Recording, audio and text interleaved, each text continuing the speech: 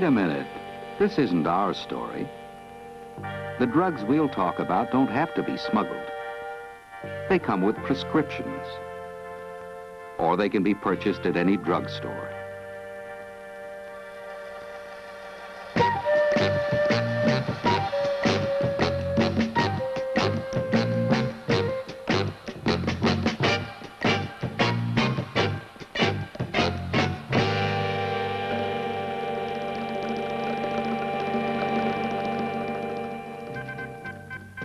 This has been called the atomic age, the space age, even the age of Aquarius. But it's also the drug age.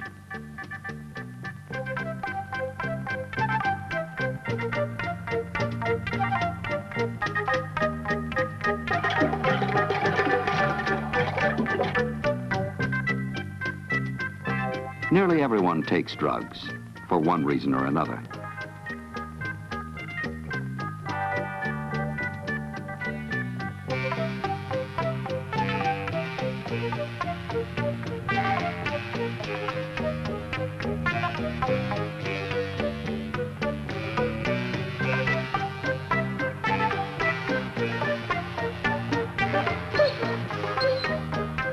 One of the most popular drugs is ethanol, or alcohol.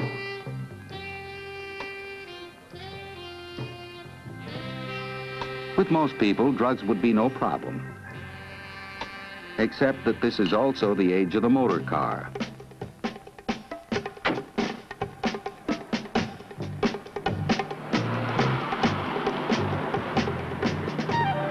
The mechanical operation of a car, that is, handling the controls, is not difficult. If the world were a flat plain, no roads, no other cars, you could drive with your eyes shut. Introduce a highway, you've not only got to stay on it, but stay on your own side. Bring in cross streets, and you've introduced the need for constant decision-making. Anything that affects your skill in making these decisions affects your and other people's safety. Alcohol has been recognized as a major factor in car accidents, particularly fatal accidents, for years. Why? Well, one of the drinking driver's problems is overconfidence. Alcohol has a different effect than most drivers think. They think liquor gives them a lift. It doesn't. They think they're better behind the wheel. They're not.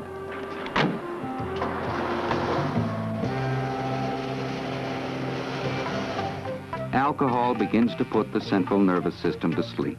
It minimizes inhibitions, lessens social restraints. This is the so-called lift, the impression of stimulation. The University of California has conducted exhaustive tests on this subject. It is my observation that a person with a few drinks may be able to go through the basic driving motions.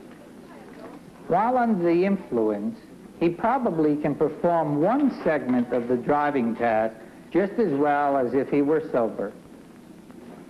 But when it comes to more complex actions and the ability to make fast, accurate driving decisions, he gets into trouble.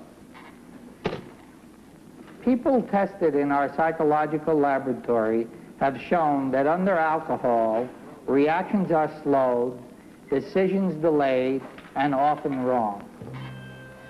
More than 50% of all fatal automobile accidents involve drinking drivers. Only 2 or 3 drinks may be enough to fatally affect anyone's driving skills. Alcohol is relatively easy to detect. It shows up in the blood or the urine. Other drugs, amphetamines, barbiturates, marijuana, may also be suspected from the driver's action. Bookings are on the increase. But of all the collisions and fatal accidents that occur, how many are caused by brand name remedies and prescription drugs? How many traffic victims are actually innocent offenders? Innocent by virtue of ignorance. Seldom are people warned that the effect of the drugs in their prescription is unpredictable and may cause dizziness, nausea, blackouts. Or the person may not bother to read the warning on the label of proprietary drugs.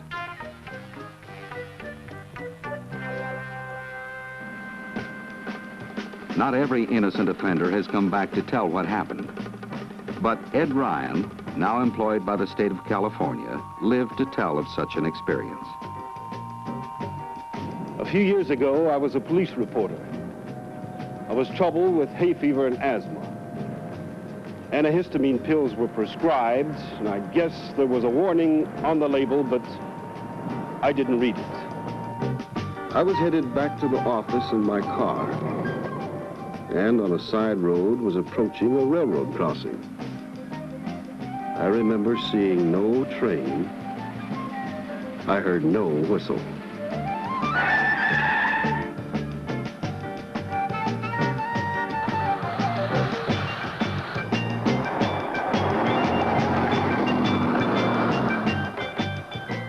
The drug I had taken appeared to have dulled my senses. Gave me a kind of tunnel vision. Luck alone, about 10 feet of it, is why I'm still alive.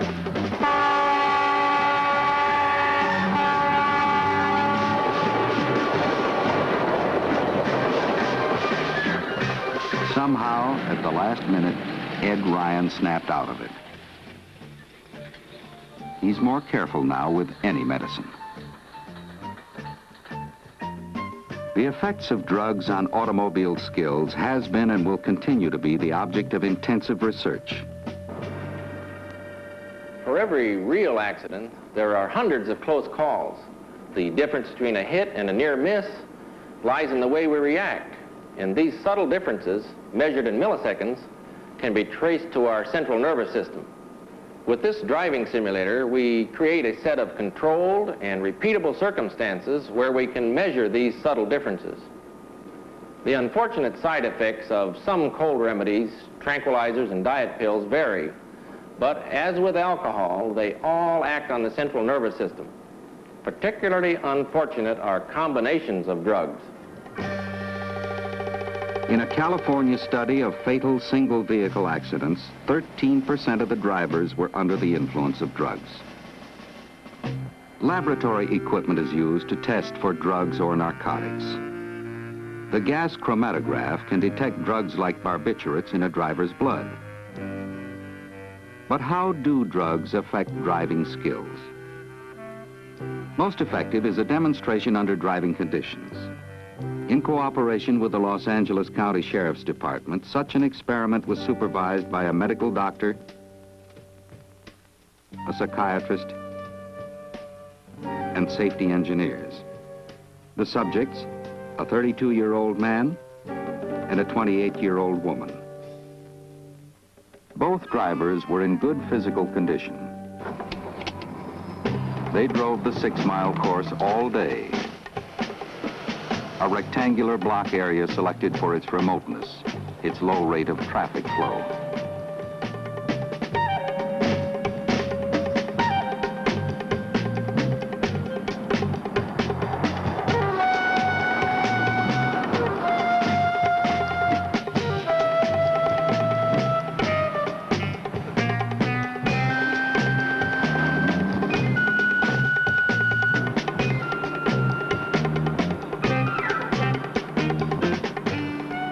Same sleepless routine for both.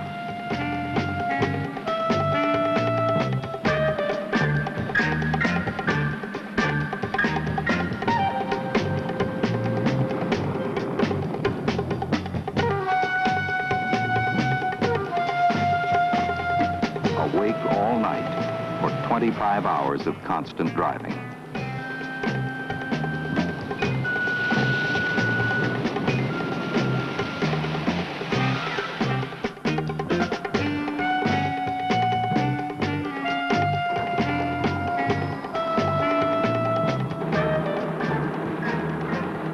With dawn, the grinding pace slowed as fatigue set in.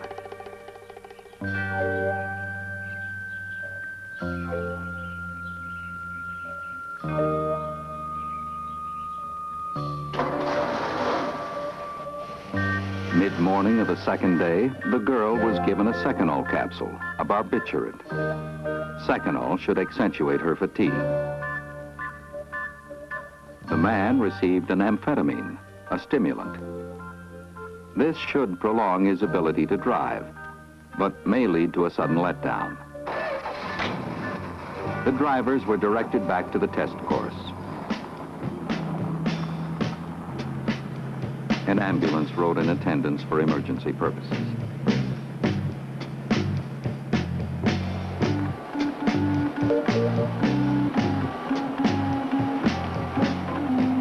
With the combination of lack of sleep and a barbiturate, the girl had to fight to stay awake. Even the man's senses and reactions were dulled. They could have reacted by driving faster than normal. In the case of the girl, however, the pace of travel slowed to 20 miles an hour as she attempted to maintain control.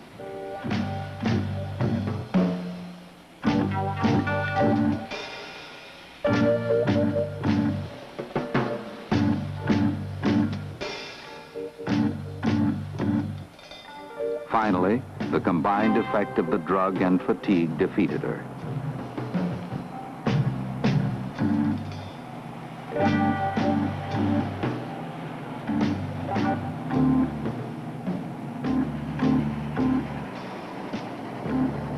With dual driving controls, her co-pilot brought the car to a safe stop.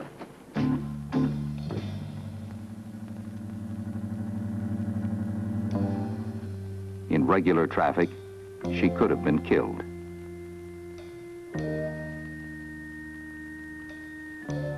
The man retained his cool, although 5 hours later, as the drug used up his reserve energy at a faster than normal rate, he collapsed and slept for 18 hours.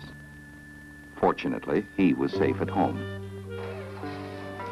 One drug alone can be bad enough, but combinations of drugs, or drugs combined with alcohol, can spell disaster. When drugs and alcohol collide in the system, physicians call this the synergistic or potentiating effect. 1 + 1 can add up to 4 or more. A number of cases involving injury and death have been investigated by the UCLA Medical Center. Mrs. B at 50 wasn't really fat, but as a precaution, she took reducing pills she purchased at the drugstore. A clubwoman and a civic worker, she was under some stress, and her doctor prescribed a tranquilizer. He didn't know about the reducing pills. With pills alternately stimulating and depressing her nervous system, she attended a luncheon where she had a glass of sherry. Hardly a drink, but nevertheless alcohol. A little later, pulling out of a parking lot, she blindly crossed the street.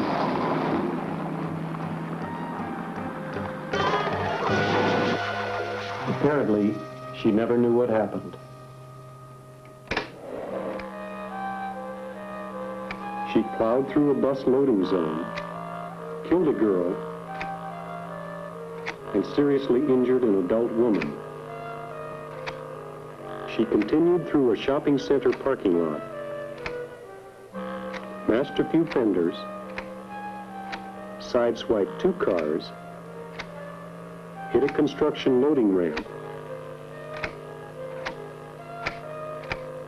and flipped 6 feet short of a store window.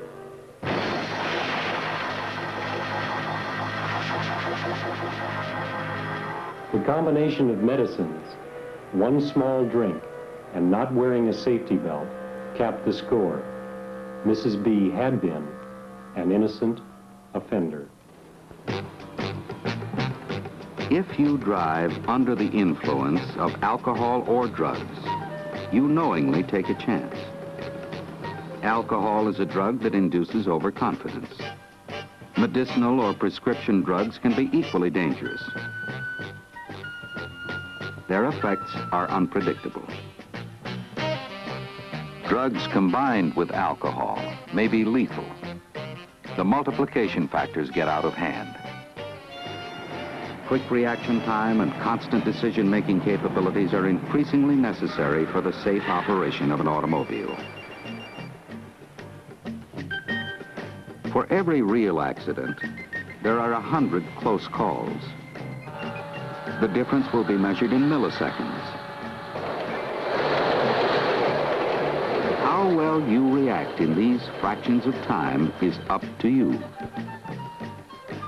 The decision will be yours.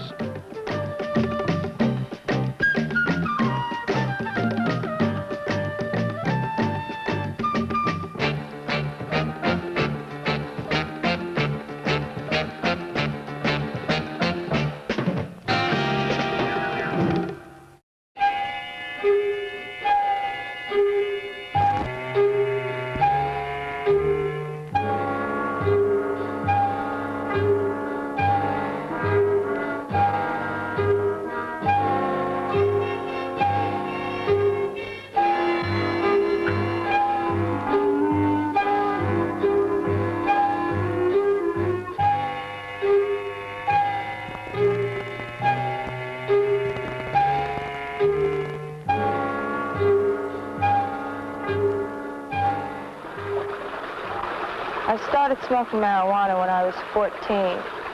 At 15, I was taking pills. At 16, LSD was the thing to do. And by the time I was 17, I found myself hooked on heroin. I'm 19 years old now, and I've been in the process of re-educating myself into society for the last 6 months. Well, come in here and let me take a look at you. Mom, I'm late already. It will only take a minute. Oh, Mom, what do you want? I want to see what you look like. You're not going out looking like that. What's the matter? Your hair, Nancy. What's wrong with my hair? I can't even see your face. Mom, I just spent the last hour fixing my hair like this. This is the way everybody wears their hair. Don't you know your father and I have your interests at heart, Nancy? But don't you think it's about time that I'm an individual? Don't you think I'm old enough to make a few decisions on my own? I don't care how old you are or how big you are. You're not leaving here till you do something with that hair. Do you hear me? Now you fix it or you're not going out tonight. Family conflict, fights with parents, the painful struggle for independence. These problems are universal. Everyone must face them. This girl tried to escape these pressures by using drugs. Coming from an upper middle class family, my parents and myself sort of had the attitude that drug addiction was something that was a problem, but it couldn't happen to us. And I feel that I sort of had the same attitude and outlook on it when I first started using heroin. I was warned about what I would be getting myself into, but it really didn't matter. I felt that I was too smart to get hooked, too smart to get in deeper than I could handle, and that it would be something I could stop anytime I wanted to. I can remember times on LSD where I'd catch the horrors and actually feel myself being physically torn apart and actually feel the physical pain. Not caring about myself became a regular with me. I didn't care about how I looked, how I dressed, what impression people had of me. I really didn't care about anything except the dope that I had to have to support my habit.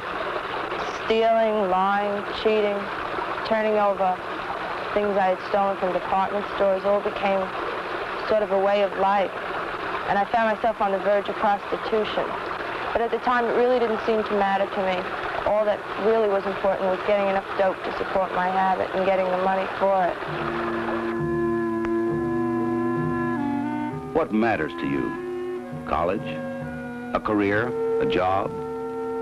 These are things you plan and work hard for. Ironically, the very struggle to achieve these goals can lead to addiction. Under intense pressure, some people think they can get help by using drugs and narcotics. But narcotics don't help. They create dependence and distort your sense of values. I was 18 years old when I started going to college, smoking marijuana, and drinking and taking pills. I'm 24 years old now. And looking back on those 5 years, which I was, shooting dope and smoking marijuana and taking pills, I can honestly say that it was, pure hell. And in order to catch up, for exams and whatnot, I crammed. And in order to cram, I, took pills and stayed up all night. And, next day I was rest broken, falling asleep in school. And then in order to stay awake, I had to, take more pills. And what happened was I became dependent on it, and then I liked them. And after a while, there was no more school. I, dropped out, and I started working full-time and started smoking more marijuana and drinking more. And then I became, involved with heroin. I had, no money, sick, couldn't even eat. Because this was something that, I had to have my dope first. If I wanted to make a party or make a scene, I couldn't go to a party without being loaded. And when I got there, I wasn't in a position to do anything anyway. And one incident was when we group of fellas and myself, we were together, and we had a gallon jug of wine and marijuana, and I was sitting there just drinking and smoking. And the next thing I knew, that I was on one of the stoops, on the sidewalk. And when I woke up, it was the next day. And another time, I threw a bunch of pills in my mouth. And when I woke up at that instance, it was about 6 or 7 hours later, and I was, the realization hit me that it could have been my death. I almost died. People want to enjoy life, to have fun. It's natural to want to belong, to be hip, to be part of the crowd. Cutting up and doing crazy things are part of being young. So are curiosity and experimentation. Many people are attracted to drugs out of a desire to be with or to be like people who use them. Yo, gang, let's push over down and have a party. The desire to be with the crowd and the need to remain apart as an individual often create an inner conflict. No, I can't go. There's no room. There's no room, I tell you. It may be smart to ask yourself, who are your friends? Where are they headed? Is the gang always right? I started using drugs like about 4 years ago. When I started, I was just going to do it on the weekends. Just to loosen up, to be one of the boys. And that weekend lasted for 4 years. Because like in high school, it was a status thing to mess up, to go to the dean's office, to answer the teachers back, to just generally mess up. The more you messed up, the more people noticed you, and the more people noticed you, the more people looked up to you. So I put that as my role model. Somebody that messed up. I started using cough medicine and pot, to be one of the boys. People did try to help me, and I used to say, well, it's non-habit forming, you won't get hung up on it. Also, I just use it just to tide me over, or just use it on the weekends. And eventually, I turned to heroin. I wanted to get further and further away and face less and less. I hear young kids saying, like I said, pot isn't gonna hurt me, it's not addictive. You can, I know another one I also use, you can think better behind it. That's a lot of garbage.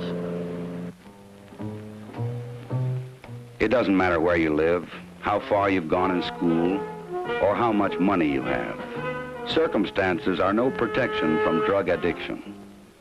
Marijuana, LSD, and heroin can have a devastating effect on the mind and body of the user. And the person on drugs becomes a menace to others.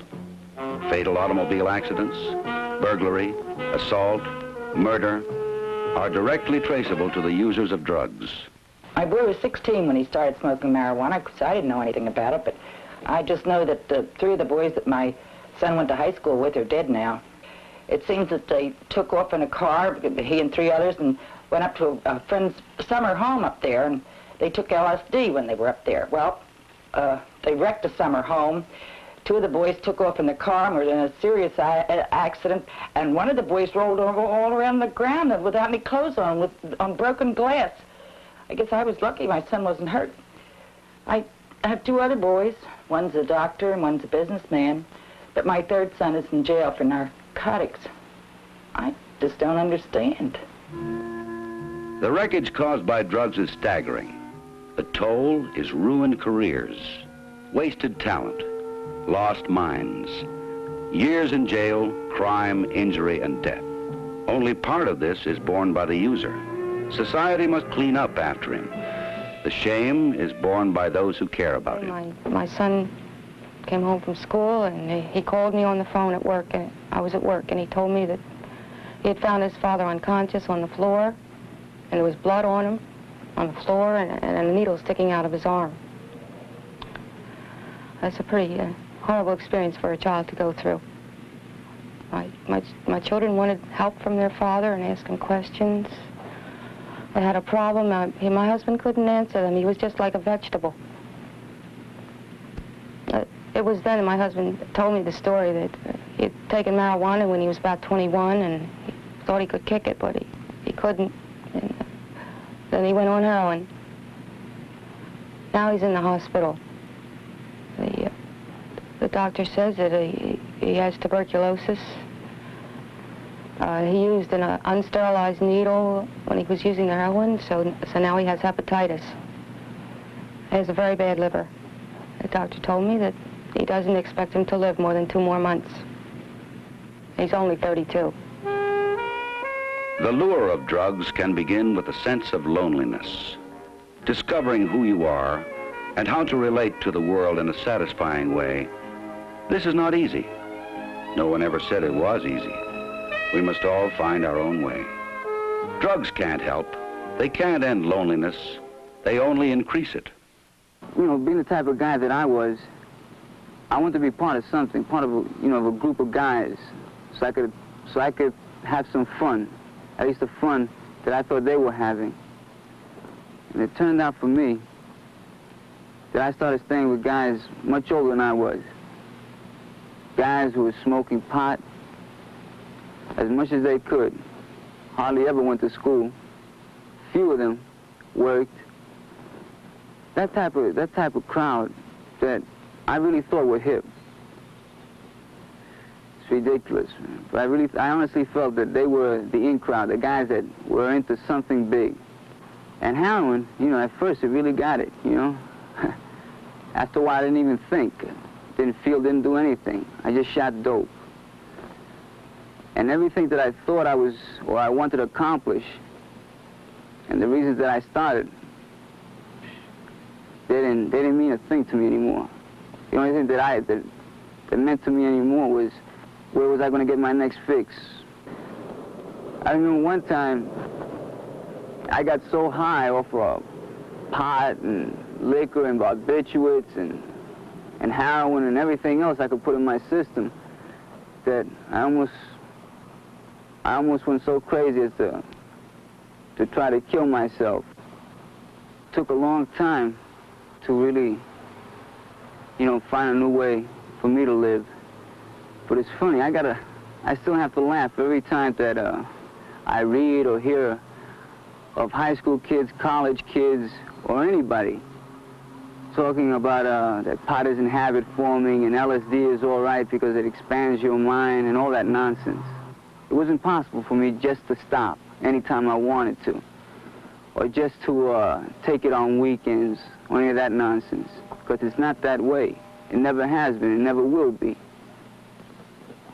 I wasn't the type of person that could do it, and I've never met anyone else that was. The 4 addicts you have seen are rare people. They are rare because they ran away from pressures most of us cope with. They try to escape from problems rather than face them.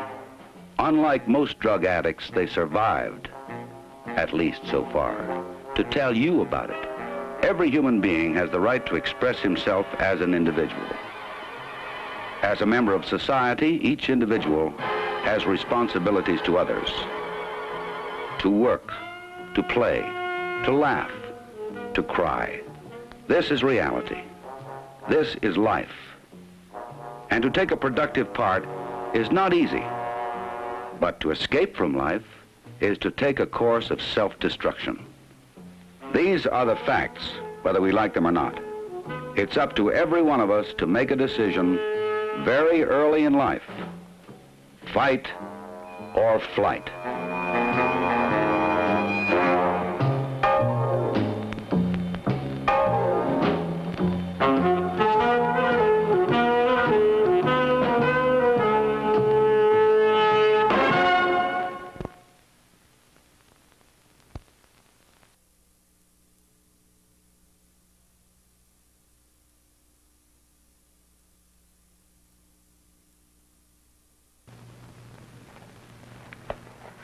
I'm Bud Hook. Narcotic and drug abuse is a frightening problem that in some way affects the lives of each and every one of us. It's a problem that poses many questions and offers few answers. The film you are about to see is a report from our state police to all Hoosier citizens. It makes no attempt to explain why the problem exists or how it can be solved. It is the story of dedicated police officers who must search for those who violate the law in order to protect all who are law-abiding. On behalf of the family of Hook's drugstores throughout Indiana, we are pleased to join with our Indiana State Police to bring you this film.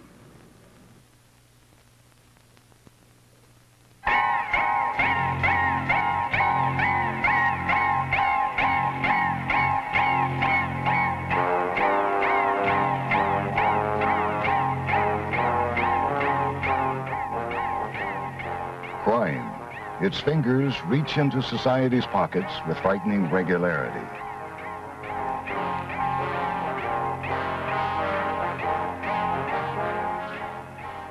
Brazenly.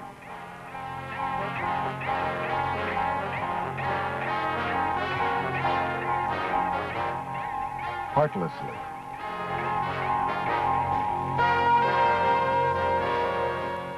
Openly. And desperately. But why? Here are some reasons. The pills, pipes, needles, and cookery of the drug addict, paid for by innocent families who've been robbed, or who pay inflated retail prices that must offset thievery in shops and stores.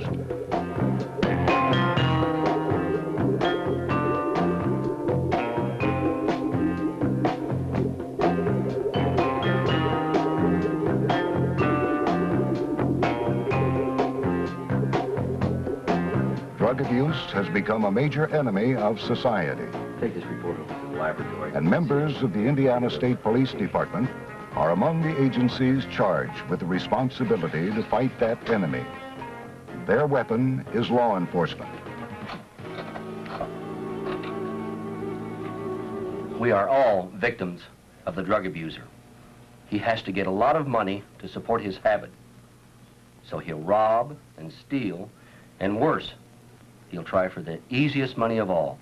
That is, selling narcotics to anyone he can to entice them into his way of life.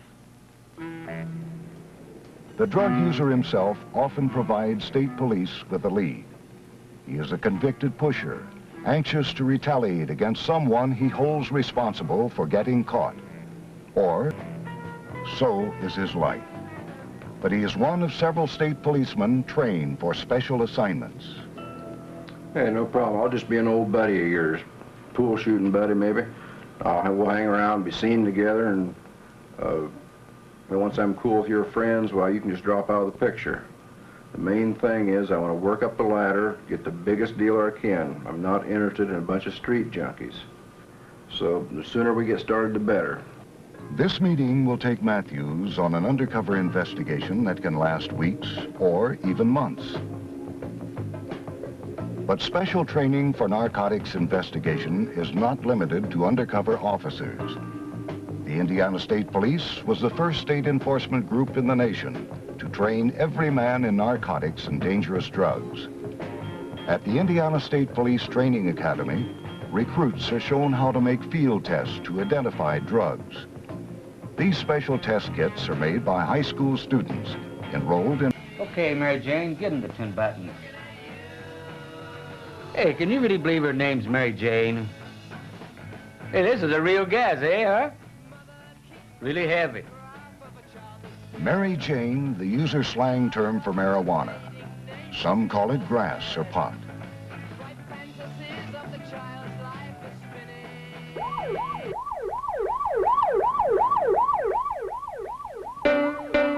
Whatever the name, marijuana represents the most common entry into the world of drugs. A uniformed trooper has stopped this group of young people for a minor traffic violation. But his special training enables him to detect a familiar odor. Can I see your driver's license, please?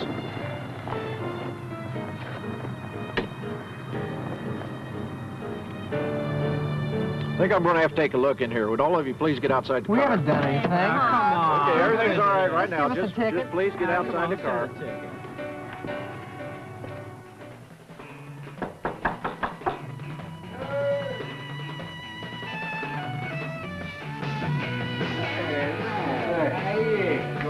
Fine. Come in. What you're after, eh? Yes, well, hey, Mac, nice to see you come in. Whoa, we have the greaser with us today, don't we? Jolly Plum, we turn down the music a little bit and see what building style is going to be like. And let's see just what we have. Whoa.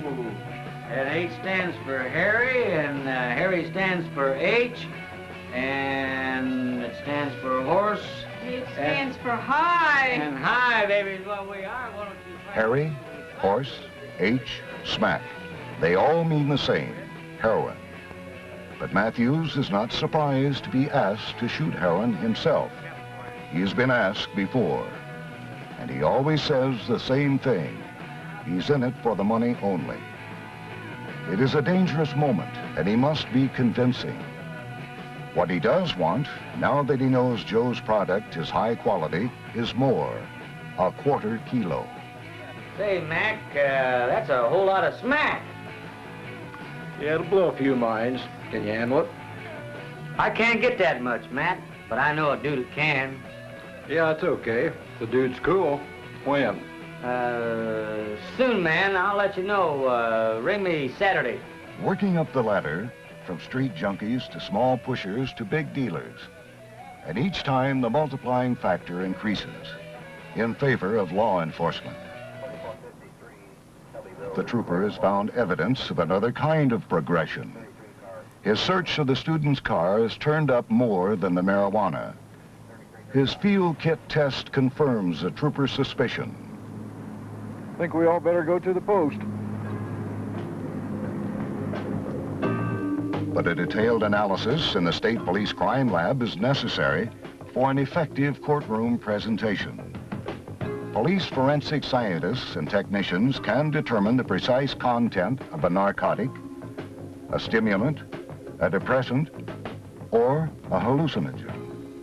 The lab's role is vital in the total police team effort. Cooperation from sources outside the department is equally important.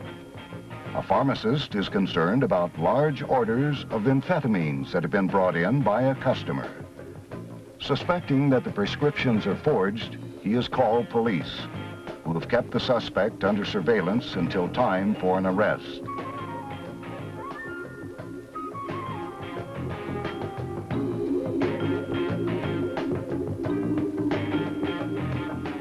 Indiana State Police also cooperate with customs officials by making arrests when narcotics traffic involves international shipments by air.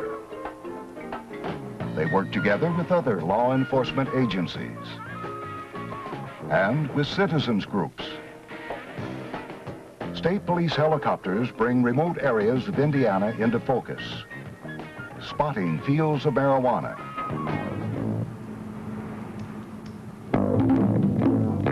or providing backup surveillance for an undercover man who may be placing himself in personal danger. Hey, you didn't say we had to go up north, Joe. Well, listen, Matthews, you really didn't ask, and I didn't think it was any of your business. And if you think I have that kind of material in town, why, I just don't have it here. Don't matter to me. If he's big enough to handle it, I may just take a key. Well, I don't worry about the key, and don't worry about him being big. I mean, he's really big. Like many big narcotics dealers, Joe's supplier is not an addict himself. He is all business. He's dangerous too, and cautious. But Matthews knows another personality trait of big dealers that will help overcome suspicions. Greed. Okay, we got a deal, but not here, and not for a key, man. You'll have to see my people out of state for that much. So, lay some names on me. When we close the deal for the quarter key, if you check out okay. You just check me out all you'd like, baby. Matthews will check out. It has been 3 months since he first became involved with Joe and his friends. By now, they refer to him as one of the busiest druggers in their town. Matthews knows he has reached a top rung in the state. It is time to set the stage for arrests.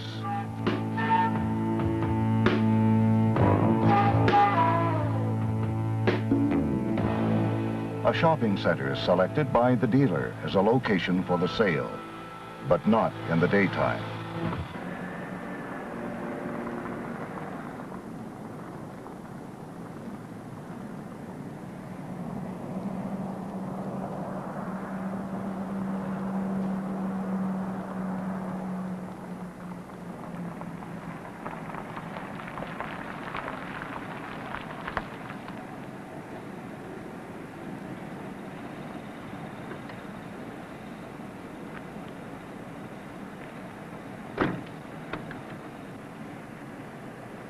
The exchange of heroin and money will take place at night. No shoppers, no traffic. Just the dealer, buyer Matthews, and Joe, who also plans to make a purchase. Matthews has already been able to get some information about the out-of-state dealer. Later, he will pass the information along to agents of the Federal Bureau of Narcotics and Dangerous Drugs. But the primary business at hand is the sale.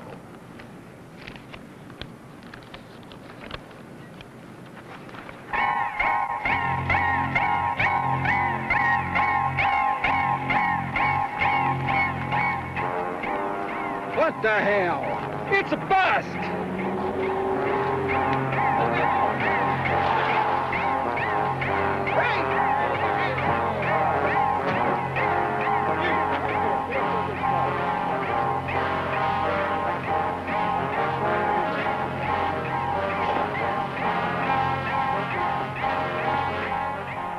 A bust. Carefully timed and carefully planned to include the arrest of Matthews, who must be protected in his undercover role. It is his 21st arrest, but it will not be his last. Joe and the dealer blame Matthews for being careless enough to let himself be tailed. But they still consider him a buyer and a pusher. And that is the way it must remain. We can no longer ignore or escape from the problems of drug abuse. It is here and now. But the real cost of the problem is found not just in the number of people lost to a productive society. Drug abuse feeds millions of dollars into organized crime. And in the end, it is the citizen, the taxpayer, who pays the price for this frightening problem. Time is needed to know why the problem exists. More will be needed to solve it. That is law enforcement's job today. Dedicated and trained police officers within the framework of the law are making every effort, often at the cost of their own lives, to buy time to find the right answers. How much time is left?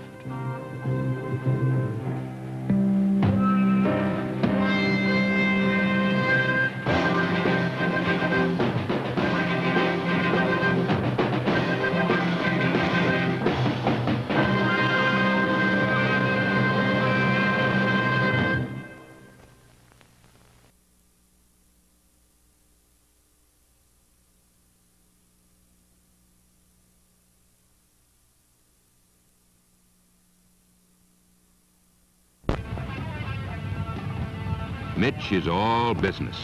The free ride is over. If David wants more reds, it'll cost him. He'll have to come up with the bread. How? That's his business. Everyone else is doing it. If David wants to be one of the crowd, he'll have to fall in line. David doesn't want to be left out, to lose his newfound friends. And he does consider Henry and Mitch his friends. He assures them he'll get the money.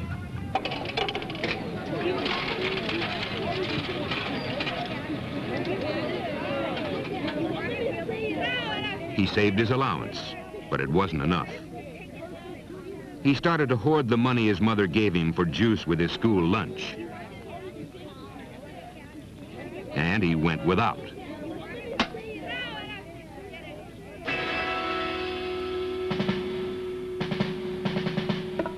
And he began to steal coins from his mother's purse.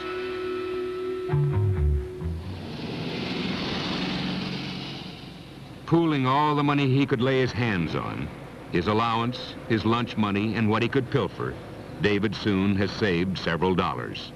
And when his mother treats him to a movie, he adds this money as well. By now, he has enough for a sizable score. David's eager to see Mitch, and Henry agrees to take him to a place where his brother often hangs out with his friends to smoke pot or drop some pills. Turn on.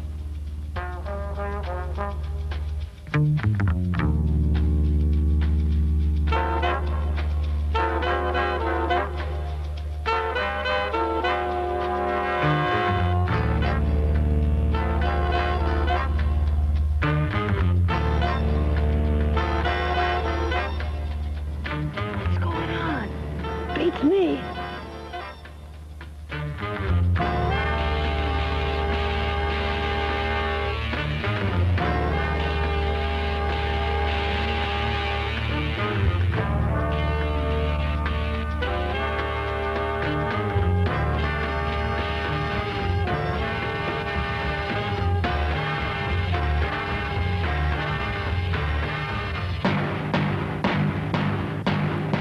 Karen, what happened? She must have OD'd. Is she dead? Yeah. Come on. What? She was Mitch's girl. Shouldn't we? Look, don't you think. Don't you dare think. The next day, school, going to classes, being with the other kids is a nightmare for David, pretending nothing had happened while carrying the burden of his terrible knowledge. He's disturbed, shaken. He's afraid, but he doesn't know what to do. He feels he must tell someone what he knows, and yet he doesn't want to rat on his new friends. Henry realizes that David is uptight about the whole thing. He tries to put him at ease. He even offers him a couple of reds for free to make his problems go away, but David declines.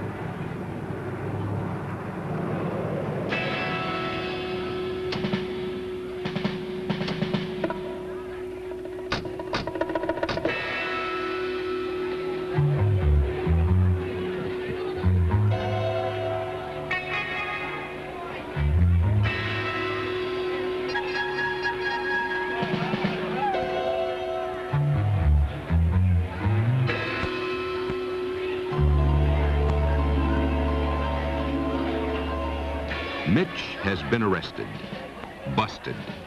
They're taking him away. Someone had talked. Someone told about Karen. She hadn't been able to get a big enough or quick enough high. She'd taken an overdose. Mitch had been supplying her. The thoughts are whirling around in David's head. Henry, Karen, Mitch. The realization of the grave consequences of getting mixed up with drugs and narcotics crowds in on him.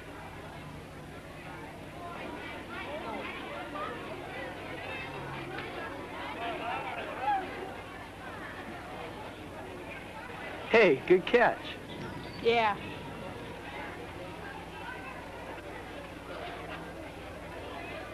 That's one way of getting it around. What? Narcotics information. Oh, Did you read it? no. Why not? You might learn something. Like what? Like what it's all about. How come you know so much about it? How? I was a user. No more. I quit before I got hooked for good. I found out the facts about drugs. It's right here. Let's take a walk. You know, to be a user or not to be a user is one of the most important decisions you'll ever have to make. And the decision is yours and yours alone. Isn't it worth getting at the truth before making it? Yeah, I guess so. Once you've turned on, you don't know anymore when you get really hooked. When it becomes impossible for you to stop. The best thing is never to start. Second best, if you're on something, get off. Now, and stay off. Yeah, if it's hard stuff. But just smoking grass, that's no worse than smoking cigarettes or taking a drink. That's supposed to be bad for you too, but people still do it, so why not pot? Oh, come on, don't give me that. You know better. Sure, smoking's bad for you. Sure, drinking too much can mess you up. Everybody knows that. But is that any reason to start on one more stupid hang-up, like smoking grass or turning on? What's so bad about pot? Okay, let's go over it together. Marijuana, pot, is a weed that grows wild in many parts of the world. It's an Indian hemp plant called cannabis sativa. All of it, the leaf, the stem, and the seeds, can be used for smoking. The effects on a smoker depends on the quality and the amount of pot smoked. Everyone reacts in a different way to it, and there's no telling how it will affect you. You lose touch with the real world. Your senses become distorted and you can't function normally. And your judgment of what you're doing becomes faulty, and that can be very dangerous. Pot may not be physically addictive, like the hard stuff, but you come to depend on it. After a while, you've just got to have it. In that way, it is like smoking cigarettes. Have you ever seen a heavy smoker trying to quit? Well, it's like that. Only more so. Much more so. And as for your drinking bit, blowing pot can make you act just as rattle-brained as if you were drunk. If you blow pot regularly, after a while you get a real I don't care attitude about everything. Just think what would happen if everyone had that kind of an attitude. There are times when every one of us has to depend on someone else. I'm sure you've had to. Suppose they had the I don't care attitude of a pot smoker when you needed them. Some scientists who have studied the effects of pot smoking say it's very bad for you. Others say it's not. But one thing they do agree on, it isn't good for you. We'll have to wait for more tests before we'll know just how bad it is. If you blow pot, you take a chance of blowing your whole future. What's the sense in doing that? But isn't it good for something? Negative, man. Marijuana has no medical use. Like pills do, for instance. Yeah, what about pills? Doctors give them to people. There can't be any harm in them. Depends. Not when they're prescribed by a doctor to help cure some illness. There's a big, fat difference between taking drugs on prescription to get well and taking them for kicks to get high. A doctor has had years of training.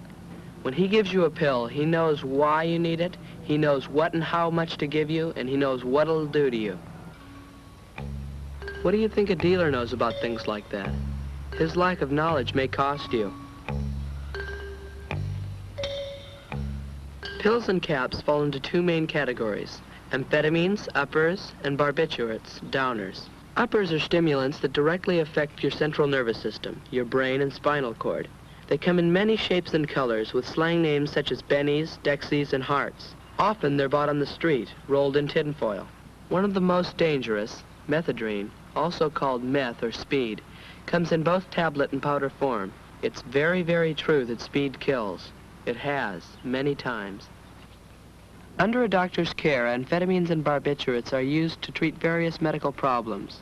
But taken for kicks, it's another story. Unchecked abuse may lead to dependency, even addiction. The user becomes confused, aggressive, irrational, and reckless. In bad cases, it may even lead to a serious mental disorder. Barbiturates, downers, are depressants, the opposite of uppers, and even more dangerous. One of the most dangerous is Seconal, Reds. There are many downers on the market with slang names such as Reds, Yellows, Pink Ladies, Blue Heavens, and Rainbows. Downers are addictive. You have to have more and more of the drug because your body gets used to it, until you may well take an overdose, OD. More people died from downer ODs in the United States one year than were killed by guns. Sure, popping pills may feel great at the moment, but in the end, it'll destroy you. A dealer will try to get you hooked on something that'll make you come back to him, like Reds. He'll tell you that you'll get a bigger high from stronger stuff. LSD, even heroin. It becomes easier to go on to the next step all the time. LSD is a very powerful and very destructive hallucinogen. It comes in tablet or powder form, or as a liquid, and it is most often taken by mouth, perhaps over a sugar cube. The effect on the mind is frightening, completely unpredictable. The trip can be the hope for heaven,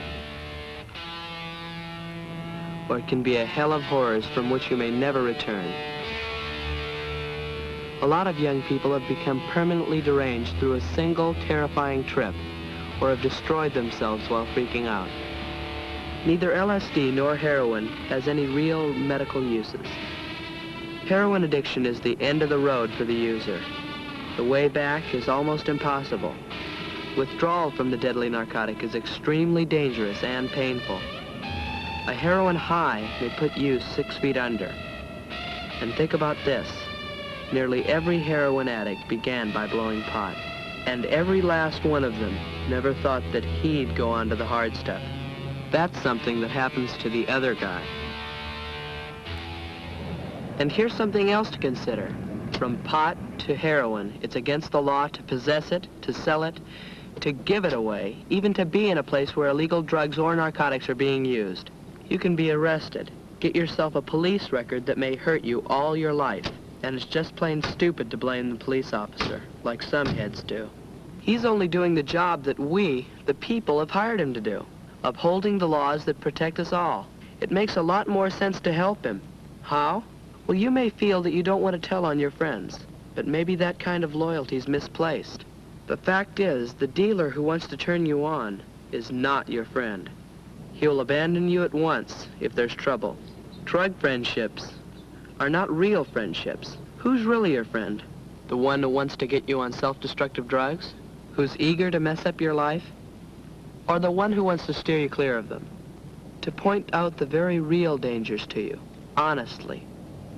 Using narcotics or abusing drugs is nothing but a cop-out from life, an escape from having to face up to everyday problems.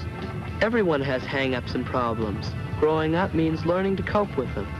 They don't go away by themselves, and drugs only make them worse. By using them, we only deny ourselves the ability to become mature and responsible, and have a chance of real happiness. Drug addicts on the average live 20 to 25 years less than they would if they didn't pollute their bodies and minds with narcotics. We all know how the earth is being polluted. You don't believe in pollution, do you? Polluting the water and the soil and the air? Of course not. You want it stopped? Sure. What are you doing about it? You kidding? What can I do? Well, for one thing, one very important thing, you can decide not to pollute your own body. The pollution that's being blown into the atmosphere every day, fouling the air we breathe, is no different from the pollution you draw into your lungs when you smoke pot. The sewage being dropped into the water, polluting and poisoning it, is really no different than the drugs you put into your body when you drop pills or acid. If you had an aquarium with beautiful fish in it, you wouldn't pour poison into it, would you? Then why put poison into your own body? You never really know what's in the drugs or narcotics you get. Most dealers don't know themselves. They're in it to make a buck. A lot of the stuff has all kinds of junk mixed into it. To make it stretch further, you can be sure of only one thing that will pollute your body and your mind. If you're smart, you'll say no to drugs. You'll say no to this chemical cop-out. Yeah, but who wants to be called chicken? Chicken? Who's really chicken? The guy who must go along with the crowd at any cost? Or the guy who has the guts to take a stand for what he knows is right, even if it's not the popular thing to do? It takes courage to say no, to tell the guy who wants to turn you on, to mess you up, that you don't need a chemical crutch. Saying yes only leads to suffering and unhappiness, for you and for everyone who loves you. Don't gamble with your life. It's the only one you've got. Take it from me. I had to learn it all, the hard way. Don't put yourself in a chemical cage. It's up to you. The decision is yours, and yours alone. Think about it, man. Think about it. David is impressed. He has been given a lot to think about. He's promised his mother to pick up his brother Eddie at the grade school, his old school. But when he gets there, he doesn't see him around.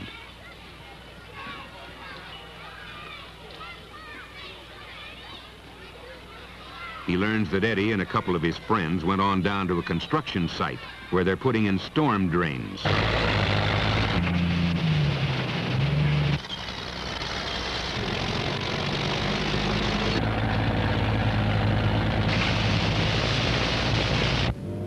David goes down to get him.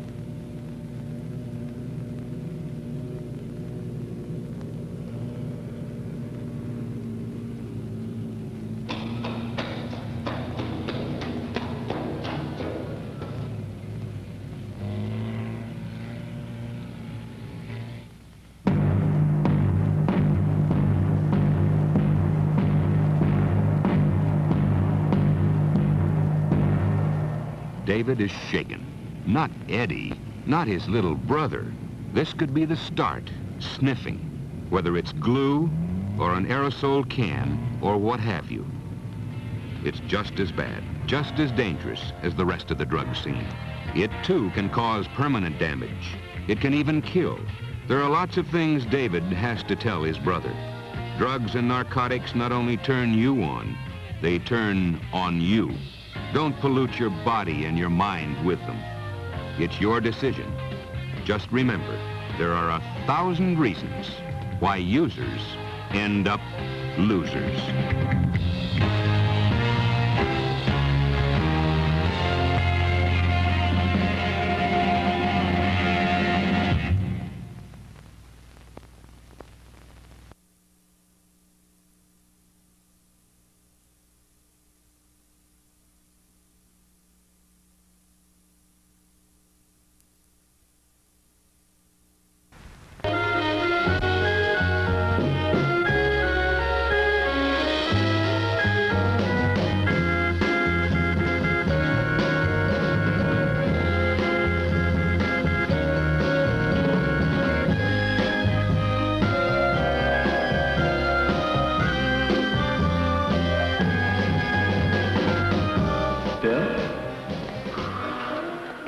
What's going on?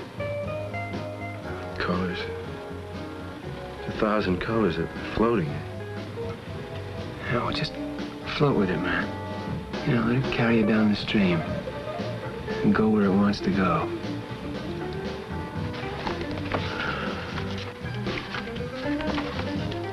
You will find that you will become one with your surroundings. You will live in perfect harmony with the world around you. You can reach out your hand and come on.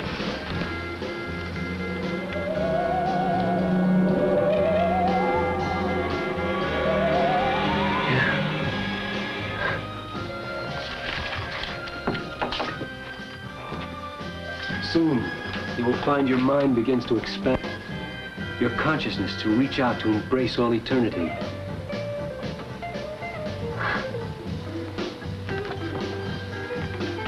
That here, all things are clear to you.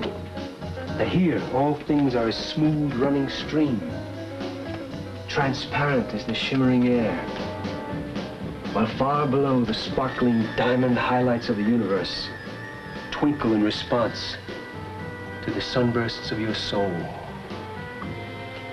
I don't feel good. I'm dizzy, man. I can't remember what time it is. Relax, hey, relax. Hey, listen.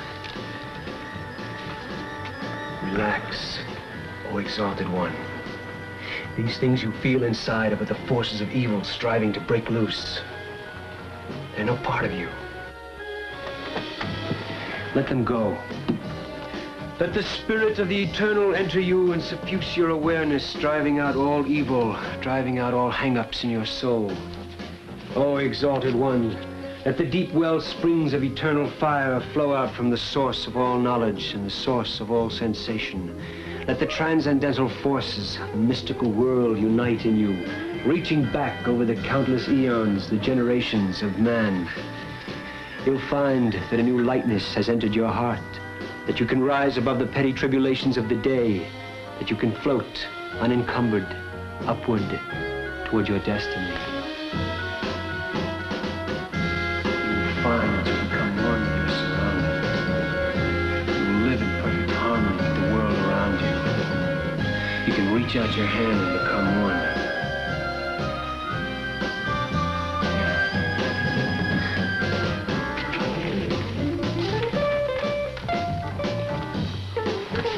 Soon you will find your mind begins to expand, your consciousness to reach out to embrace all eternity.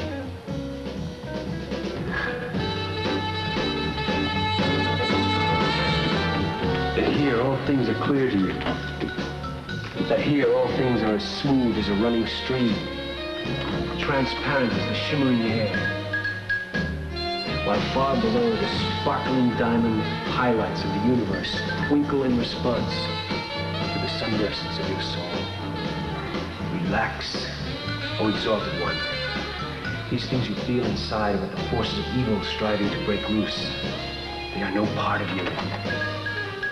You will live in perfect harmony with the world around you. You can reach out your hand and become one.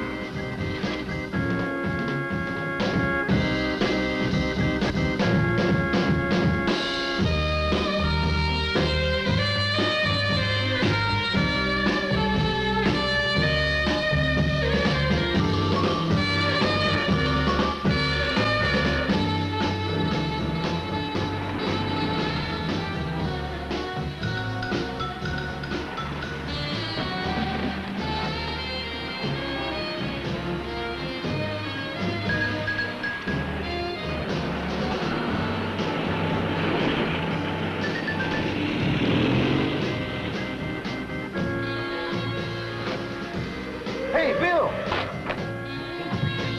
Hey, man, what are you doing out here? I'm floating up to the stars, Joe. Man, you can't float out here. We're 3 stories up. Oh, no, I'm one with the universe. I'm God and Jesus, Joe. I'm going up there. I'm going up like the airplanes and the rockets, and I'm going up, and I'm going to look down on the whole world. Yeah, man. Hey, come on inside, huh? Hey, come on inside. Hey, Tony, come here. Come over here. Oh, come here. Come on, man. Come on inside. Oh, come on. Oh, get her. Come on, get over here.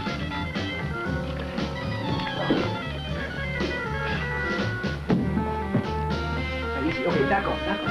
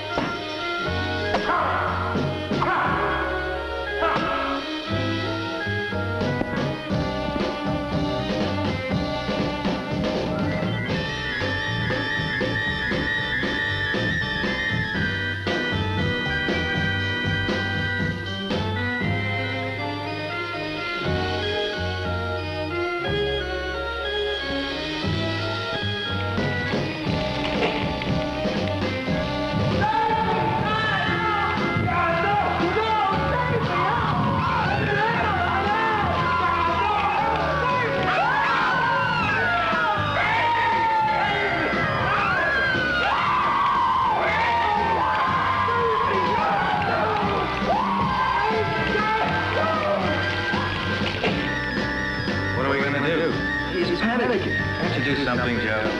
Just relax, man. You're all right. Just relax, man. Float. You're okay.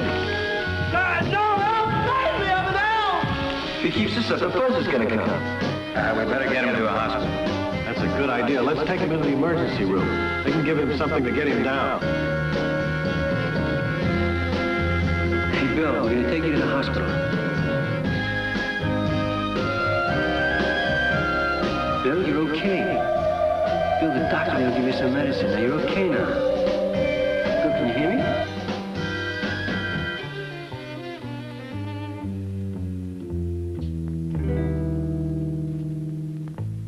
Well, then he was lying on the floor yelling and screaming. I'm in hell. And oh, we didn't know how to get him down. Did you take any acid yourself? No. Well, I'm sort of the guide, you know. How do you feel? I'm okay. I was seeing a lot of colors. It was sort of pleasant. Actually, it's less now than it was before. I'm all right. How about you? I don't think I'm in hell, but I know they're trying to get me. I think they'd kill me if they could. It's strange. I know they're my friends, but there's something funny going on. Don't worry about it. I'll give you a little medicine and have you fixed up. Look out here. Straight out. There you go. Hey, Doc, do you get a lot of people in here on acid who've had bad trips? Yeah, I'm afraid I see a good many. I was wondering, can you tell beforehand whether they're going to have a bad trip or not? And there's no way I know of. Here, why don't you look straight out here? There you go. And some people have a bad trip the first time. Still others have one or more good trips, and then they blow their minds. Huh. You know, I was told location has a lot to do with it. I mean, if you're in the right set with the right people, that, well, you're okay. Sometimes yes, and sometimes no. Take a look at your friend here. He had a bad trip. Evidently, he had good surroundings, and you were guiding him. Oh, yeah, but I sometimes wonder if maybe I did something wrong. You mean you think it was your fault? Well, yeah. Here, you can put that on now. Oh, I don't know. I've seen a good many people that had the proper surroundings and good friends to guide them come in here in a panic. And then I've seen them come in dead, too. Dead? What do you mean? Well, take, for instance, the guy who thought he was God and walked out into the freeway and commanded the cars to stop. They didn't. Or some guys will try to drive a car, fly out a window, that sort of thing. Have you ever tried it? Have you ever been up? No. No, I spent 9 years and every dime I could get studying day and night to get through medical school to put things inside my head. No. You guys can fool around with scrambling up your brains if you want to. I can't afford that kind of a risk. Look, why don't the three of you just hold tight here? I'd like you to hang around for several hours. Then I'll come back and check him out and see how that medicine's doing. How do you feel? I'll be all right. I lost some time. I don't know where some time went. I'll be all right here. Okay, I'll check with you again shortly.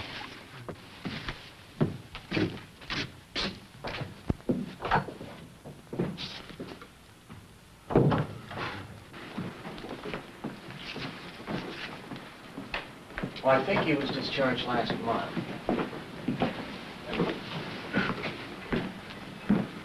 Hi, Bob. Oh, what you got? There's a lady here I'd like you to see. Actually, you might want to talk to her husband, too. She's been talking out of her head, and he's not too steady. I suspect it's drugs. How'd she get here? Her husband brought her. Said she's been talking about white powder sprinkled around the apartment. Somebody trying to steal the baby. Some men breaking in and trying to poison her and cause him trouble. You're in treatment room 2. Okay.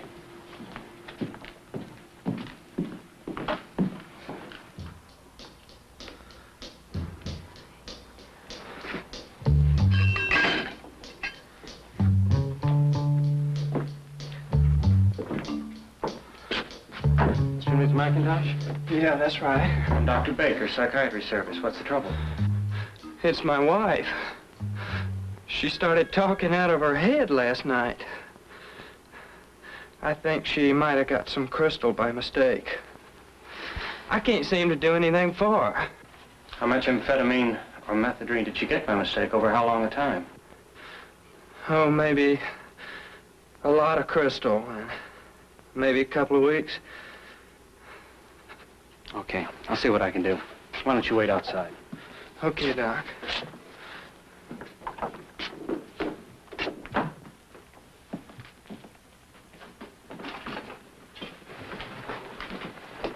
They came in the house.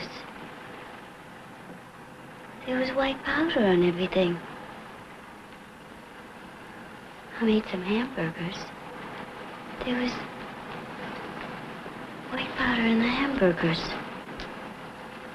There's white powder in the baby's crib. They're trying to get the baby. They're trying to poison the baby. Who is? The men. The men Henry knows and the police. They're trying to take the baby away. The probation officer told me, Mr. Simmons, he came by a couple of weeks ago and he said they'd take the baby. The baby's all right. She gets good food all the time. She gets bathed every day. She's all right. I know it's poison because Henry has sores on his face. That's from the poison. I have sores too. Look.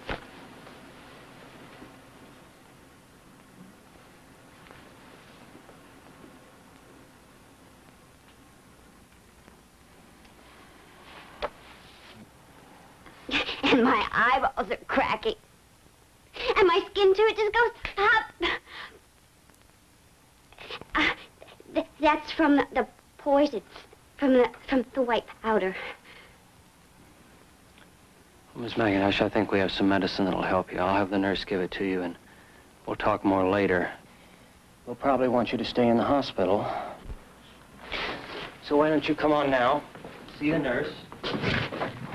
And I want to talk to your husband about what's been going on. You want to come back in? Just sit there.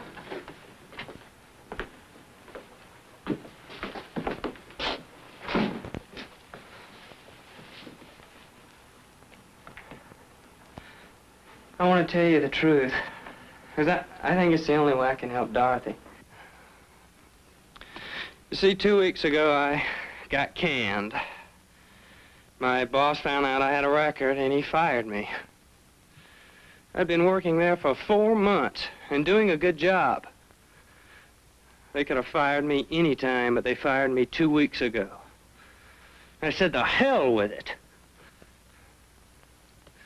One job after another, and every time they find out you got a record, out you go. Yeah, but what about your wife? Well, I bought a bag of crystal. Hey, a big bag. And we've been sitting in the apartment for the past 2 weeks, just shooting speed, man. Then yesterday, she started talking out of her head. She'd been keeping this up just like you saw her since yesterday. Well, she seems to be afraid that someone will try to take the baby. Where is the baby? Oh, the baby's okay. Next door neighbor's taking care of the baby. But the probation officer, when he came around a couple of weeks ago, he said that if we used drugs again, the juvenile authorities would probably try to get the baby. That bugs her. And then she knows the heat's on me, too. How come?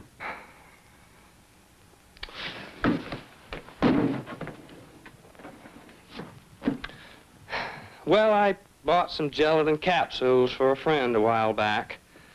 The cops were watching. They wanted to know what I wanted with the gelatin capsules. I just bought them for a friend. They wanted to know who. I didn't know his last name. I was just running an errand. Well, the cops thought the gelatin capsules were for what? Acid. LSD. See, the guys that make the stuff, they put a drop or so on the outside of the capsule. That's all it takes. But nobody will buy them that way. I mean, it just looks like an empty capsule. So they put sugar powder inside. That way the guy that's buying it sees that there's something in it. Only what he's really seeing is sugar powder. Do you use LSD? I wouldn't touch that stuff. I stay with things I know. At least I did when I was on the stuff I did. Heroin? Yeah. But I hadn't had any hard drugs for a long time. A couple of years. Man, I was mainlining when I was 16 years old. How long have you and your wife been together? We've been married about a year. We've known each other most of our lives. We grew up in the same block. She's had her troubles, and I've had mine. How do you mean? Well, I started fooling around with a bunch of guys when I was a young kid. You know, smoking pot, living it up. But they weren't fast enough for me, so I got to another group of guys who were using harder drugs. Then I got busted. Well, how did that happen? Well,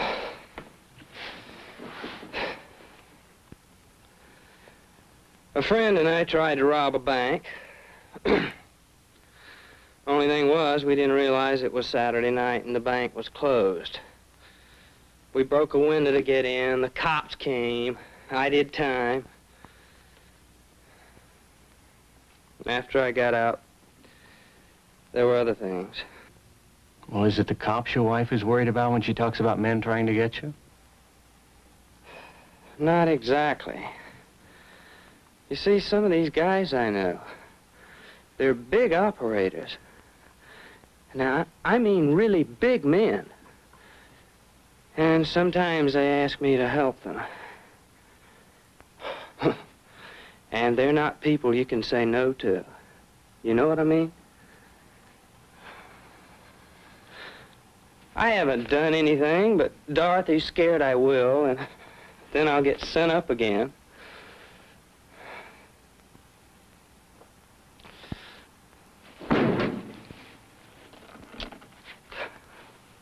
But when I try to stay clean, or I try to keep out of trouble, I just lose jobs because of my past record.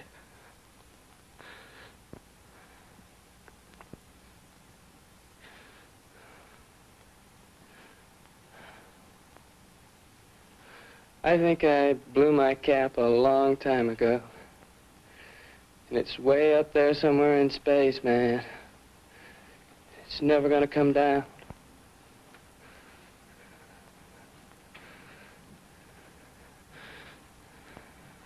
All I can do is look straight ahead. Not to the sides, not to the back, just straight ahead. And do what I have to do. And if someone gets in my way, that's just too bad, because it's him or me.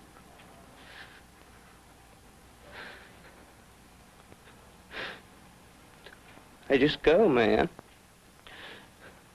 That's all. I just go.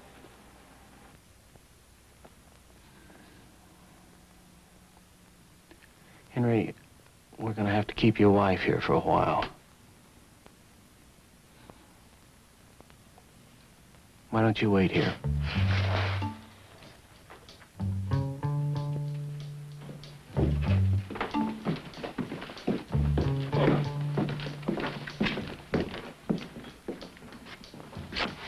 Hi, Bob. How did it go?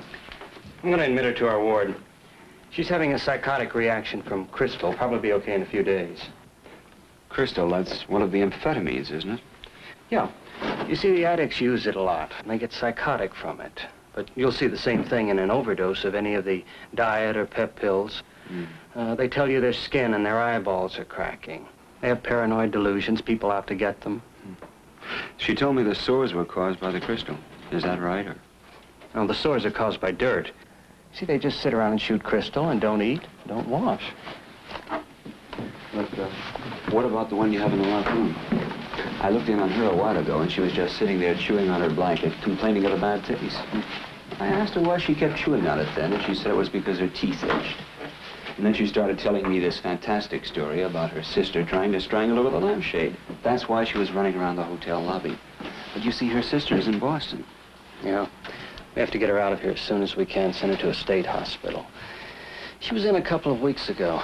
She's a barbiturate addict, and we can't do anything for her. I mean, she seemed okay when she was discharged, but she goes out and gets right back on the stuff. Let's take a look, see if she's okay. Good idea.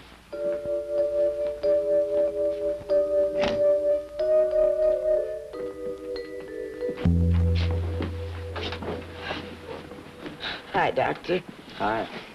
How you been? How come I got back here?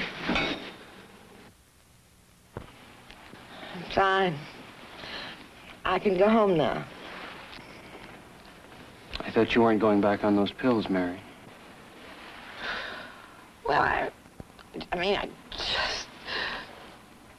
There was only a few. I had to save for an emergency. You've been drinking, too. Only a fifth, I think.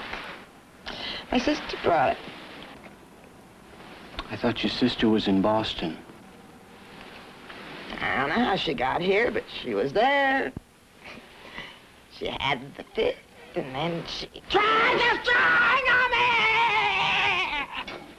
me! With a lampshade? How did you know? Did Frank tell you? Who's that, Mary? Frank Sinatra. He told me over the radio. Come see him in Hollywood. And I've got to get to the airport before the plane goes.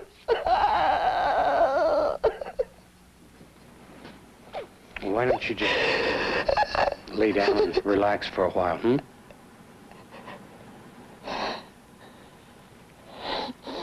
Okay, Doctor. But if Frankie comes for me, you'll tell him where I am. I will, Mary.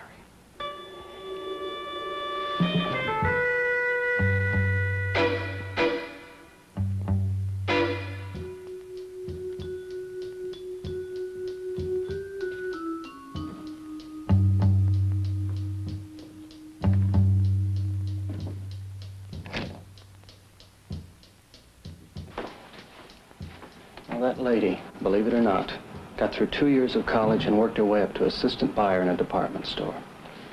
I don't think she could add 5 and 5 right now. She's been on the alcohol and barbiturate route for the past 10 years. She not only has brain damage from the barbiturates, but I think she's had seizures, too, from being withdrawn suddenly. You know, these people are often mistaken for drunks and thrown in the tank to cool off. Then they start having fits. Nobody knows why. Ah, Dr. Baker. Oh, hi, Sergeant. Dr. Thompson, Sergeant Black, Narcotics Squad. How do you do? Nice meeting you. Here, Henry McIntyre brought his wife in. Yeah, she's in the house. Yeah, they've been sitting around for the past couple of weeks shooting crystal ever since he lost his job. Guess she flipped. By the way, I don't know if he told you, he bought over 5,000 gelatin capsules a little while back. This is the kind they use for LSD. For LSD? Oh, there's money in that stuff, man. And where there's money, those guys will be. They put a setup in somebody's house, get a supply of the raw materials, they have to smuggle that in, and away they go. Look, Sergeant, some people will come in and they'll say, well, I've taken 250 or 500 micrograms of the stuff, but if it's black market, how do they know? They don't. The only reason they think they know is because the guy who sold it to them told them that's what it was. And the only reason he knows is because the guy who made it estimated that's what he put on it. We run some tests at our lab and found out that a 250 mic tab has contained anything from 50 to 1,200 mics. They don't know. They don't care. It's for the buck, that's all. Now, let's see now. Dorothy will be on ice for a while. Right. So that means Henry will be going out, trying to get some new connections and a little bread. Yeah, I'd imagine. I'm a new face to him, so I'll be seeing you later. Say, Bob, I have a couple of kids on acid sitting out in the waiting room now. I gave them a little Thorazine a while ago. One of them had a pretty bad trip. Hey, Doc, can we go? Well, it depends. How do you feel? Things are settling down. Still a lot of fog all over the floor, but I'm okay. How about you? I'd like to get some sleep. Well, look, before I let you go, there are a couple of things I think you should know about LSD before you consider doing any of this again. There's now some indication from medical research that the use of LSD causes changes in the chromosomes. Since these controlled hereditary characteristics, it is possible that undesirable changes could occur in the bodies and the minds of the kids of the people who use it. Do you understand? Oh, yeah, sure. Yeah, I think so. Another important thing to remember about this drug is that you could have a flashback. That's a reoccurrence or a repeat, the entire experience, without taking any more LSD. This is particularly true after a bad trip. Now, that flashback could occur up to 18 months after the first experience. It's usually brought on by stress, fatigue, similar surroundings, any number of things. Okay, now, how are you going to get home? Yeah, I got my car. Okay, you just be sure that you do the driving.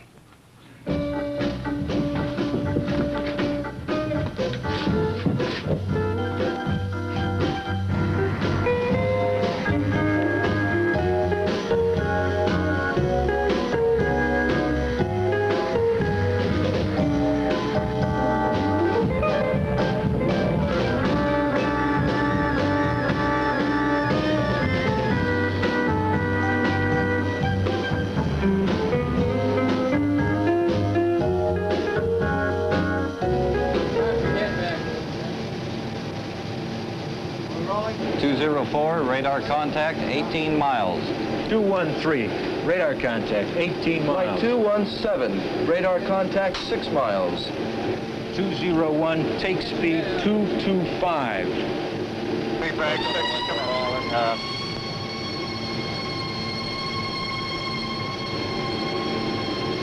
Feedback 6, say again, state.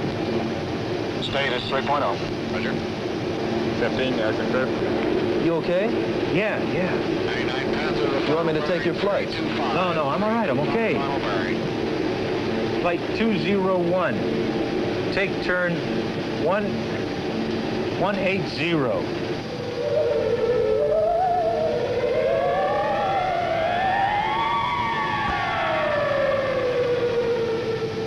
That flies 3 applied, take speed 200. Roger, stand speed 200. Flight 201. Take speed 225. That flies 3, take speed 250. Roger, 250. Bill, who's the letter from? My sister. Liberty! Sweet liberty! Woohoo! Hey, Bill. What was the matter with you today? You looked like you were sick or something when we were bringing in that last squadron. Well, yeah, I felt kind of sick. Look, I was nervous. I started seeing colors like on that acid trip. You did? Yeah, I could control it, though, but for a minute there, I couldn't concentrate on the scopes. First the sweeps and then the targets all had colors around them, and then they started to fall. I was falling right into the scope. It was over right away. It was a flash, but it scared me. I thought I was going on another acid trip or something. Hey, yeah, remember the doctor talked about that. Yeah, he called it flashing or flashbacks. A guy takes a trip without taking the drug. It was scary, man. The way the room's set up, it makes you feel like you're on a trip anyway. You know, I think your problem is that you're hung up on yourself somehow. Yeah, you need some new insights into your basic personality or something. Hey, maybe another acid trip. Help you get to the bottom of it. Hey, look, if anybody tried to make me take another trip, I'd throw them over the side right now. Right, okay, if that's how you feel.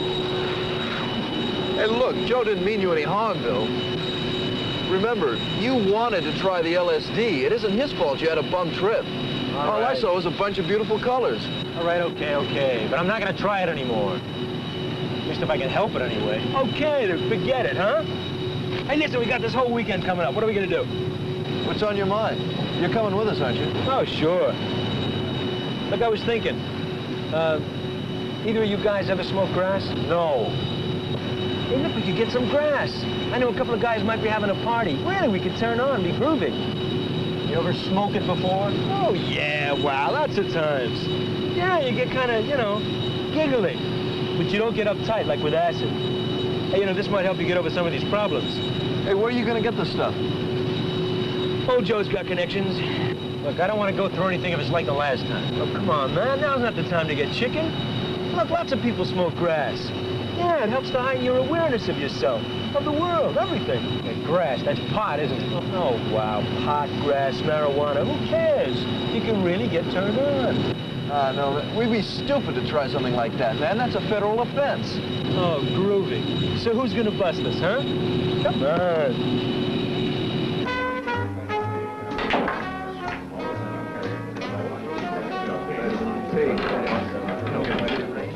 That'll teach you to play with the big boys. You're too good for me, Charlie.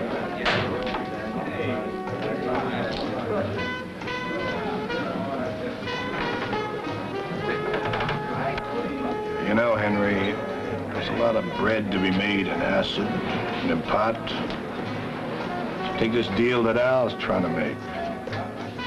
It's the fashion, it's the style. You ought to get with it. Nah, I can't. I got too much heat on me, for one thing. And for another, Dorothy'd throw me out. She's afraid we'll lose the baby. Okay, Henry. How are you going to support yourself? How are you going to support the baby? Well, they said I could get on welfare, and they said something about, vocational rehabilitation, too. That sounds great, Henry. Well, it sounds real manly. But what I think Charlie's trying to tell you, Henry, why don't you get smart for once in your life? Hey, folks. Got a guy here I'd like for you to meet. His name's Joe. Good people. Hello, Joe. Joe? Hi, Joe. How you doing? I've known him a long time. He's been coming in ever since he was a kid. Treat him right, huh? Sure. What can I do for you, Joe? I'm looking for a transaction. What'd you have in mind? Well, I thought I'd pick up some grass. How many kilos do you want? What's that? How much do you want? Oh, well, I don't know. I thought maybe a dozen joints.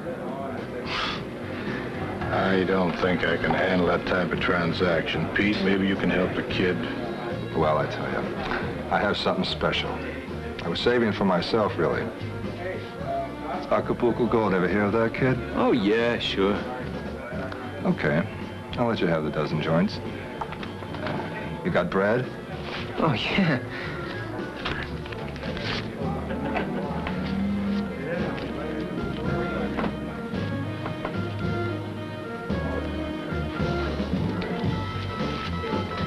Hey, wow. Hey, thanks. Have a good time, kid. Yeah, hey, thanks.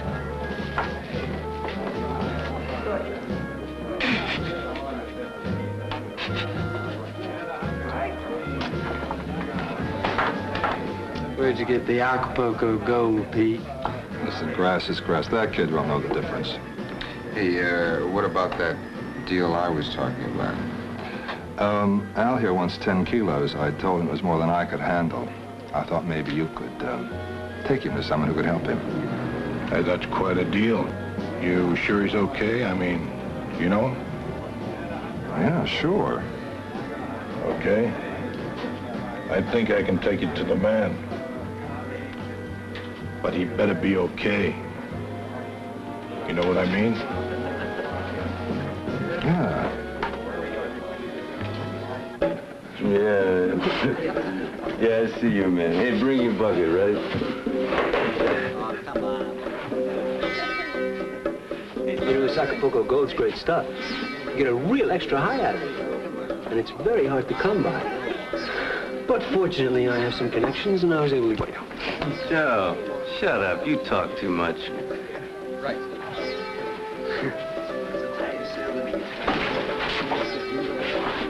Hey, one of you guys was talking about smoking pot all the time.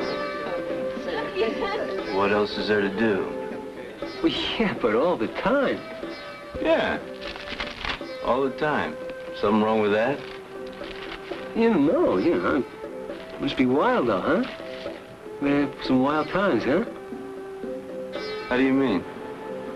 Well, like with the chicks.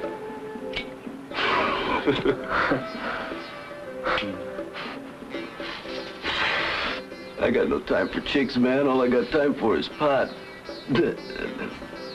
It's the only thing I do. That's my bag.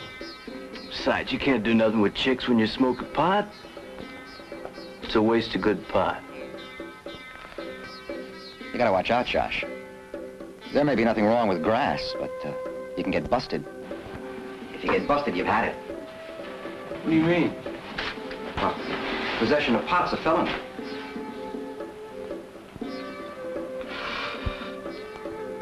You can get a record and you can get sent up. I had a friend that got busted. He was in the Navy. Got a bad discharge and lost his security clearance. Wasn't able to get a job when he got out. Whole future shot to hell. Now all he does is sit around and smoke pot. And if he gets busted again, it's bye-bye birdie. Hey, why don't you shut up? Or maybe you'd like me to shut you up myself, huh? No, Josh, I didn't mean you. I didn't mean any harm. I sit around and I smoke pot because I like to sit around and smoke pot. That's what I do. That's my bag. All right? Sure, Josh, sure. I didn't mean any harm. I'll tell you one thing, though. I don't sell it. A guy I knew up in Oregon got sent up for 20 years. 20 years for selling it to a friend. Boy, ain't that a gas. Yeah. Oh, it's happening. What's happening? It's happening again. Joe! Joe, what you doing? What are you trying to blow my mind, Joe? Huh? Joe, what are you doing? I used to be able to control myself. I can't. I don't know what I'm doing. Why didn't you do it, Joe? Huh? What'd you do it on purpose for? Joe, I'm gonna get you. I'm gonna kill you if it's the last thing I do.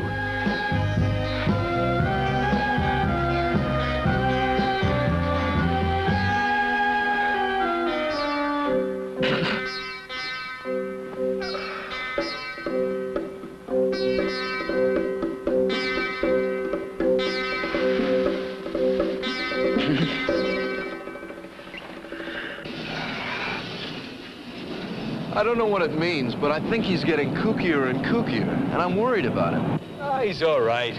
So he had a rough time at the party. He got over it. Yeah, I know, but he's not so quick when we're landing the planes. He seems to be thinking of something else. He rubs his eyes. A couple of times I had to pick up on some mistakes he made. They were little mistakes, but maybe he might make a big mistake. And then what happens? Millions of dollars worth of airplane and a pilot and an RIO and who knows how many other people dead made a mistake. I don't think he's that bad. You? I don't know. That's just the point. I don't know.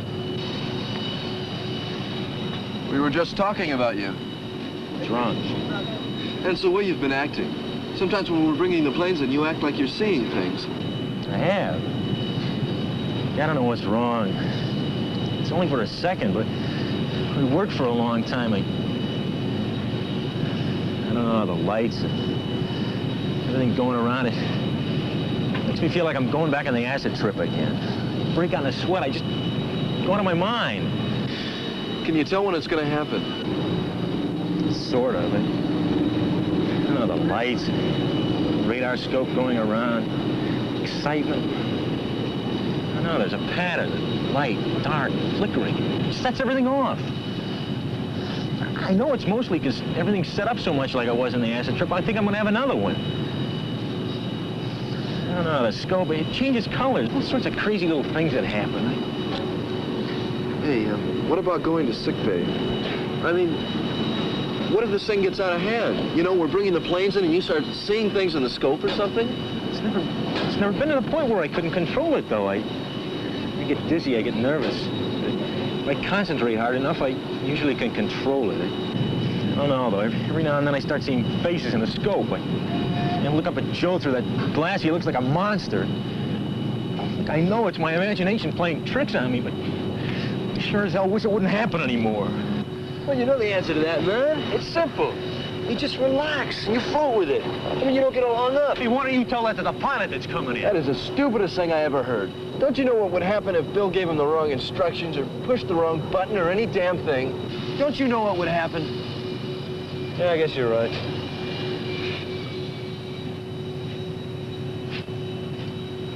You know, yeah, man, but if you're gonna reach a new level of awareness, you're gonna have to take some risks. I mean, the Indian mystics weren't concerned whether they could land planes or not. Yeah, that's right, they weren't. They didn't have to. I do. If you ever have the job, you will too. Well, what about sick bay? Maybe we could take you down there. No good, then we'd all be in the soup. Oh, well, maybe you could tell them some other kind of story, like you don't feel well or something. What kind of a story? I'm crazy, I'm out of my head, I'm seeing things. That sounds great. And what if I do tell the doctor about the acid and marijuana? What's he gonna do, believe I walked out in the street and found it? You guys are gonna get involved too. He knows we hang around together. You know, you can tell him you took it yourself, and we had nothing to do with it. You know the penalties for using dope. You're the guy that insisted on it. How come I'm supposed to be the only one that takes the rap? If a couple guys get involved, I won't get the book thrown at me.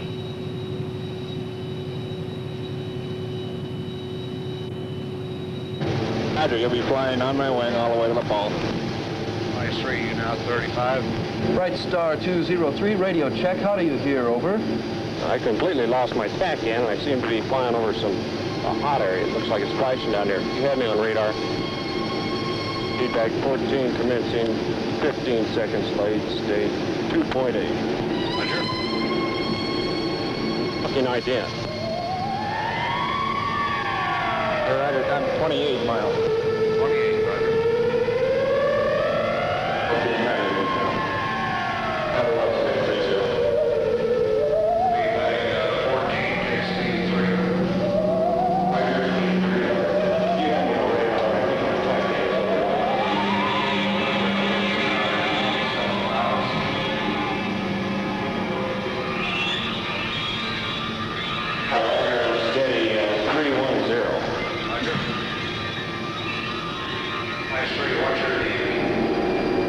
At 17 miles platform. Roger. Hey, Bill, what's going on? I'm floating with it. I'm floating with it, Tony. It's beautiful. Yeah, red flash 3, commencing descent. With the targets, the airplanes. I'm having a little compass problem. I might have to watch my turns. I have to reset it I don't think I'll come back. Flight 207. I'm coming aboard. Flight 207, disregard previous transmission. Disregard and continue your pattern. Roger. Mr. Coggins, this man has to be relieved. What's going on here? He can't function. He's sick. What's wrong with him? He's taken LSD, sir. He's having flashbacks, hallucinations. How do you know? Because Joe and I were with him when he took it. All right, you two, get this man to sick bay right now. Gitz, move over on that board. Sims Johnson, get in here. They've been trying to get me, and they did. I thought they were my friends. I guess that's part of the idea. What idea?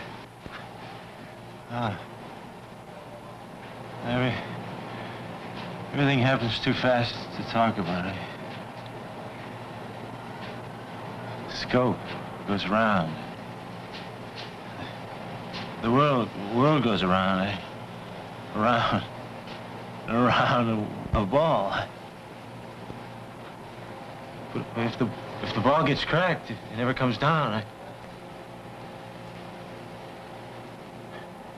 It's more like a balloon. A gas balloon. That's a gas. Did you fellas take the stuff with him? I took the LSD and later the marijuana. How about you? Oh, no, I didn't take any. Joe was our guide. He got us the acid and showed us how to find out the truth about ourselves. He wanted us to have a new experience. What'd you do it for? I just thought it might be fun to turn him on, that's all. I mean, like for kicks. I didn't think he'd freak out or anything. You see, these drugs affect your judgment, concentration, particularly LSD. They cause changes in your brain. LSD seems to interfere with ambition, reaching one's goal in life, and with being a responsible person. Sometimes in the Navy, a great many lives can depend upon one person's judgment. We can't take chances.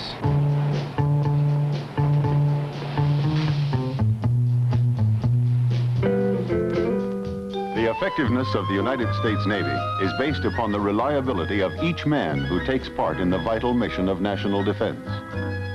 The improper and unauthorized use of drugs can destroy a man's reliability, can endanger the lives of his shipmates, and can weaken the defenses of our country. Tony Carvello lost his rate and his security clearance. He also lost his Federal Aviation Agency license as an air controller. Since he had demonstrated his judgment was not adequate for a responsible position in the Navy, he spent the balance of his term of service performing non-critical tasks and was denied the opportunity to re-enlist. Joe Hennessy, partially through the testimony of his former friends, was convicted in civil court for illegal possession and sale of dangerous drugs. He was discharged from the Navy under other than honorable conditions and will now serve a sentence in prison. Bill Apperson developed a psychotic mental disorder following the use of LSD. He was separated from the Navy with a medical discharge. Since his disorder was not service-connected, but was due to his own misconduct, he was transferred to a state mental institution where he will now receive long-term psychiatric care.